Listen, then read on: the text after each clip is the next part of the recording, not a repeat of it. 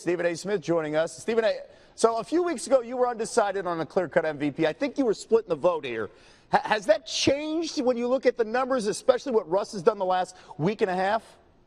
I would say slightly, because we can't deny what we've seen from Russell Westbrook. A few weeks ago, I said an MVP trophy takes place, it had damn well better have James Harden's name on that trophy. Now I feel the same way about Russell Westbrook. And so it's really, really tough when you think about Russell Westbrook. He's made history with 42 triple-doubles on the season, averaging a triple-double, only the second player in NBA history to do it other than Oscar Robertson when he did it in 1962. All those things matter, but I feel sick to my stomach at the thought of taking it away from James Harden, who's averaging 5 less shots per game, who has taken almost 400 less shots than Russell Westbrook. Consider that when Allen Iverson captured the MVP award in 2001, he took 1,940 shots. Russell Westbrook is at 1,931. James Harden is at 1,511. And still in all, he's averaging 29, 11, and 8. He's leading the league in assists. He's set an NBA record. He's got about 63 double-doubles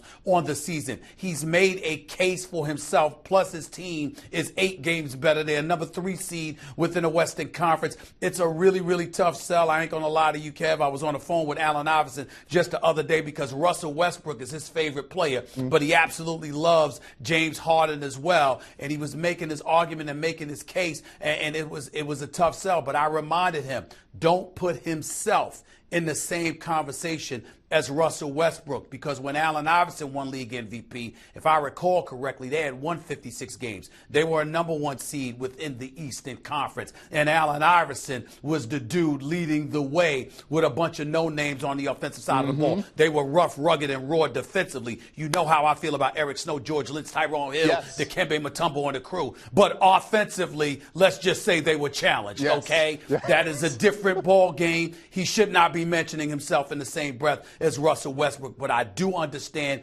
is that tough of a call for me right now. It really is. Their second best option on that team was Aaron McKee back then. It was a bunch of rough guys around, and Allen doing the work offensively. All right, you know what? Let's get to one thing. It's been driving me nuts all day. The Cavs becoming the first team in 15 years to blow a 26-point lead in the fourth quarter to lose to a Hawks team. Should they be concerned here about the team's defense with the playoffs next week?